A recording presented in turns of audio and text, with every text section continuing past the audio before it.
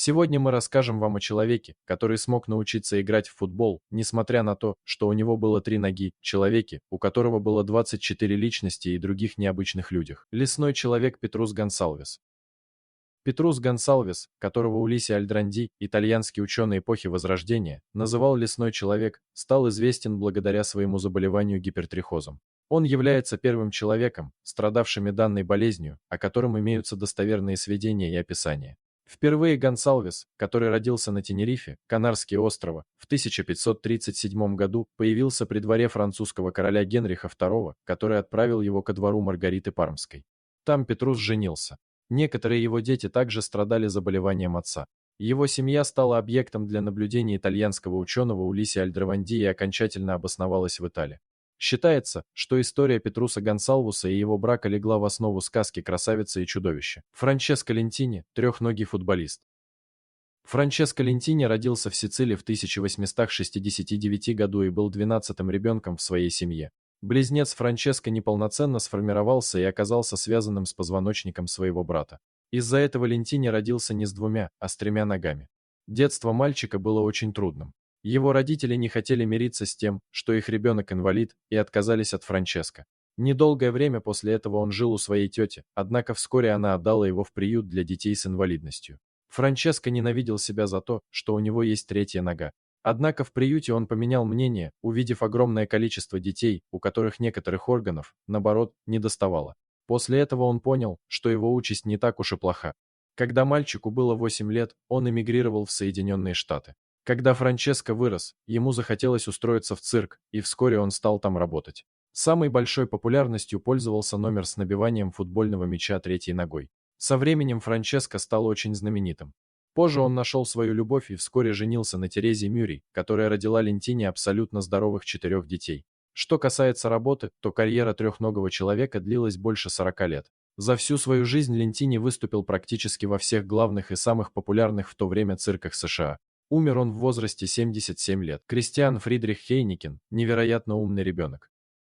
Кристиан Фридрих Хейникен, известный как младенец из Любека, является самым поразительным из всех известных вундеркиндов. В возрасте 10 месяцев Кристиан Фридрих начал повторять слова.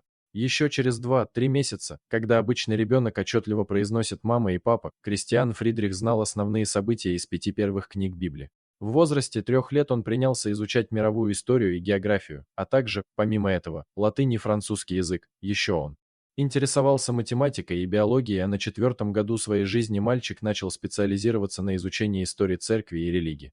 Когда ему было 3 года, у малыша началась прогрессирующая слабость тела, интенсивные суставные и головные боли, бессонница и отсутствие аппетита. Причиной тому была целиакия, недуг, вызванный повреждением ворсинок тонкой кишки некоторыми пищевыми продуктами, содержащими определенные белки глютен. Дело в том, что он питался только одними кашами. Из-за этого состояние здоровья Кристиана резко ухудшалось. На то время это заболевание было неизвестно, поэтому врачи ничем не могли помочь ребенку. Он умер 27 июня 1725 года. Гиганты Мартин и Анна Бейтс. Анна Хайнин Свон родилась в 1846 году в Канаде. Все братья и сестры Анны были вполне обычного роста, однако Анна сильно выделялась. Уже в 15 лет она была 210 сантиметров роста и весила 100 килограмм. К 17 годам Анна выросла еще больше, и теперь в ней было 2 метра 30 смотри. Мартин Ван Бюрен Бейтс родился в 1837 году в штате Кентукки. Родители его были вполне нормального роста, да и сам Мартин родился обычным ребенком. И он рос обычным лет до 6 или 7, когда вдруг стал усиленно расти. К 14 годам Мартин был уже 210 сантиметров и весил 140 килограмм, а когда он повзрослел, то его рост составил 241 смотри. Мартин работал учителем, но потом решил присоединиться к выступлениям одного из путешествующих цирков. Когда цирк, где работал Мартин, приехал в Канаду и заехал в город, где жила Анна, эти 2 высоких человека впервые встретились и моментально полюбили друг друга. В 1871 году, когда Анне было 25, а Мартину 34, они поженились. У Мартина и Анны было 2 детей. Первый родился на следующий год после свадьбы, однако умер несколько часов после рождения. Через 7 лет она снова забеременела. Ребенок прожил всего 11 часов. Это был самый крупный ребенок за всю историю. Он весил 10 килограмм, был 76 сантиметров длиной, а его ступни были 15 смотри. Анна и Мартин жили, больше уже не пытаясь завести детей. В 1888 году на 42-м году жизни Анна внезапно умерла во сне от сердечного приступа. Через 17 лет Мартин снова женился на женщине обычных размеров, и они тихо-мирно прожили вместе до самой его смерти в 1919 году.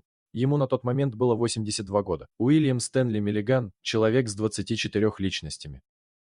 Уильям Стэнли Миллиган – один из самых известных людей с диагнозом шизофрения, множественная личность в истории психиатрии.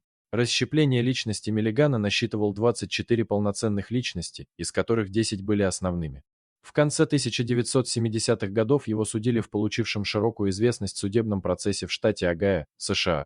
Миллиган обвинялся в нескольких ограблениях, однако его адвокаты заявили о невменяемости своего подзащитного, утверждая, что преступления были совершены двумя его альтернативными личностями и без ведома самого Миллигана. В результате он был оправдан, но направлен на психиатрическое лечение до тех пор, пока он не выздоровеет. В 1988 году после 10 лет в психиатрической клинике Миллиган был признан выздоровевшим и был выписан. А 16 декабря 2014 года Миллиган скончался от рака в Коламбусе, Огайо, в доме для престарелых. Ему было 59 лет. Элла Харпер, девушка-верблюд.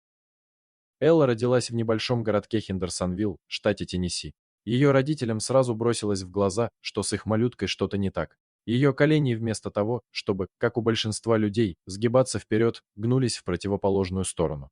Никто не сомневался, что с таким редким дефектом Элли прямая дорога в цирк, и, как ни странно, именно цирк смог дать ей жизненный старт. В 12 лет она начала гастролировать по стране с шоу, в котором участвовали не только акробаты и слоны, но и люди с необычной внешностью. В ходе гастролей Элла получила прозвище «девочка-верблюд», так ее стали называть зрители, также стали писать на рекламных плакатах, чтобы привлечь как можно больше посетителей. Позже, устав от путешествий, девушка покинула шоу, заработав при этом неплохие деньги. В 1903 году Элла и ее мама переехали в Нэшвилл. Всего 2 года спустя Элла неожиданно вышла замуж за школьного учителя Роберта Сейвли. Через год у них родилась дочь, но, к несчастью, очень скоро умерла. Тогда пара взяла девочку из приюта по имени Джоэл. Но и здесь супругов постигло горе, малышка внезапно скончалась в 3 месяца. А в 1921 году умерла и Элла от рака толстой кишки. Она похоронена в Нэшвилле на кладбище Спринг-Хилл рядом со своими детьми. Джун и Дженнифер Гиббонс – молчаливые близнецы. Джун и Дженнифер Гиббонс, известные как безмолвные близняшки-американки, сестры-близнецы, чья история жизни так и остается загадкой для психиатров, психологов и лингвистов. С самого детства девочки общались только исключительно между собой, полностью игнорируя внешний мир. Они изобрели собственный язык и писали книги, которые никто не хотел публиковать, но которые были вполне законченными и неплохими романами. Позднее, после долгих лет в психиатрической лечебнице, Джун и Дженнифер решили, что одна из них должна исчезнуть, и вскоре Дженнифер внезапно скончалась от острого миокардита, который, казалось, возник ни с чего. Это было странно и необъяснимо, но никаких следов насильственной смерти или суицида не было, это действительно выглядело как смерть по причине больного сердца.